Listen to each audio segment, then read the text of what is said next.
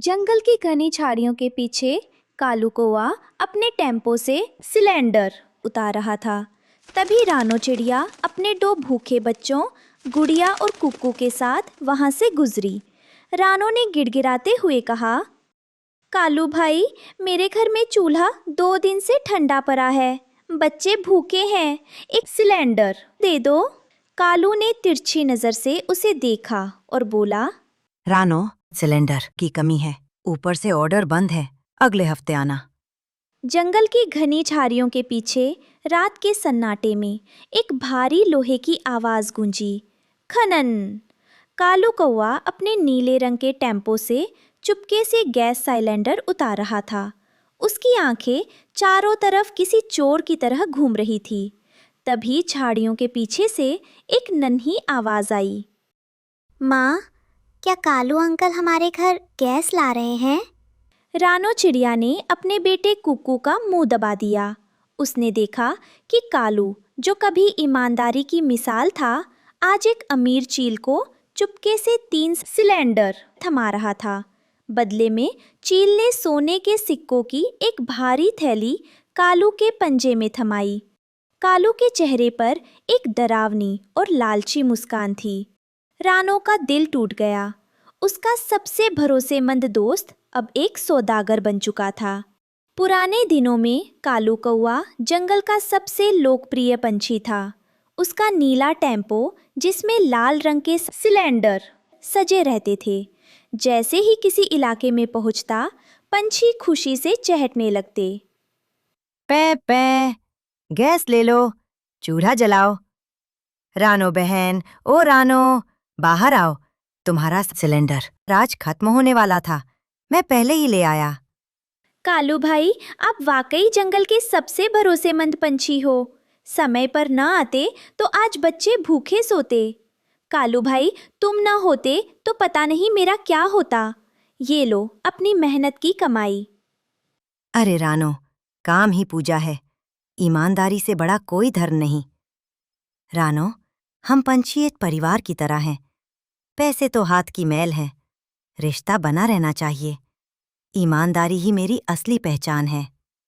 उस वक्त मिट्ठू तोता, जग्गू बंदर और टुनटुनी चिड़िया सब कालू की तारीफ करते थकते नहीं थे।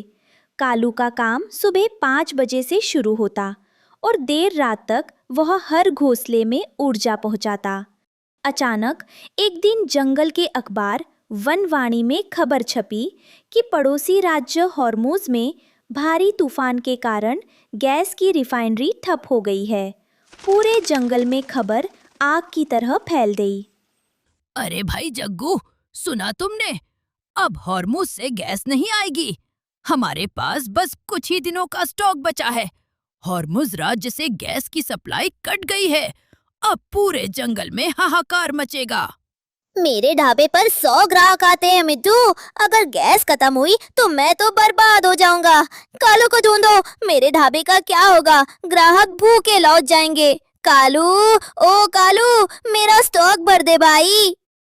मेरे घर तो सिर्फ 1 दिन की गैस बची है। कालू, हमें बचा लो। उधर कालू के दिमाग में कुछ और ही चल रहा था।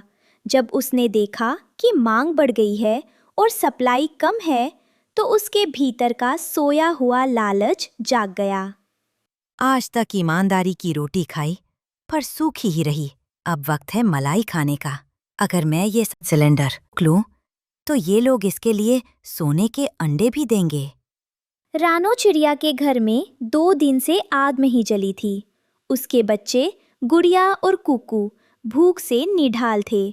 वह कालू के घर, जो अब एक बड़े गोदाम जैसा दिखता था, पहुंची।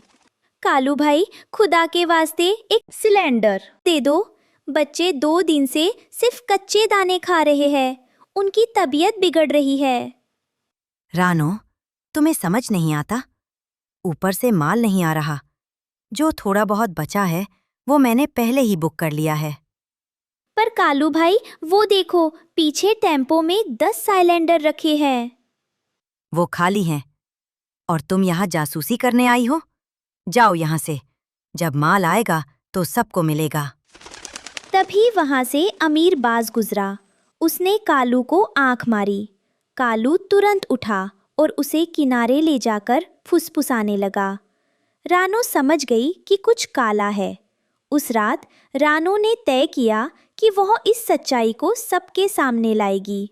उसने मिट्ठू तोते और जग्गू बंदर को इकट्ठा किया। मिट्ठू भाई, कालू हमें धोखा दे रहा है। वह गैस छिपा रहा है ताकि उसे ऊंचे दामों पर अमीरों को बेच सके। क्या? कालू ऐसा नहीं कर सकता, वह तो हमारा भाई है। भाई नहीं, कसाई बन गया है वो।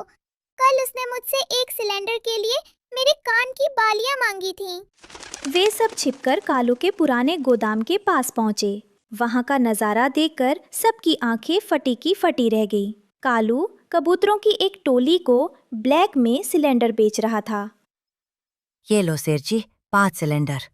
लेकिन याद रहे, कीमत 2 गुनी लगेगी।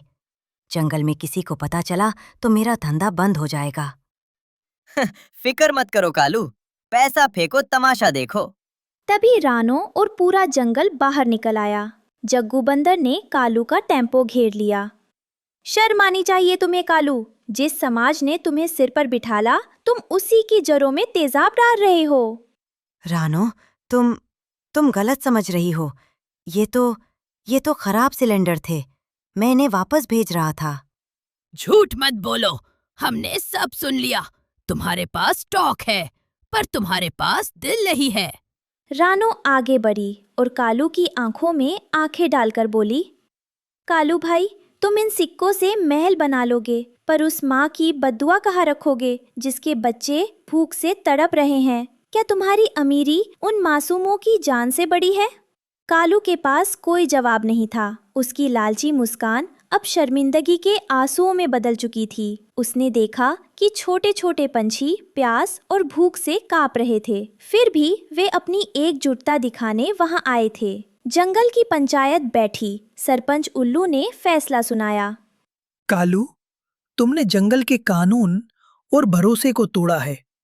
तुम्हारी सजा ये है कि आज रात तुम एक भी पैसा नहीं लोगे। जितने सिलेंडर तुम्हारे पास हैं, तुम खुद उन्हें हर गरीब पंछी के घर पहुंचाओगे।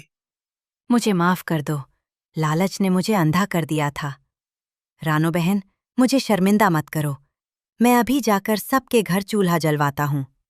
कालू ने उसी रात अपने टेम्पो में सिलेंडर लादे। इस बार वह किसी अमीर के घर नहीं, बल्कि रानो, टुनटुनी और उन तमाम पंछियों के घर गया जिनके घर अंधेरा था।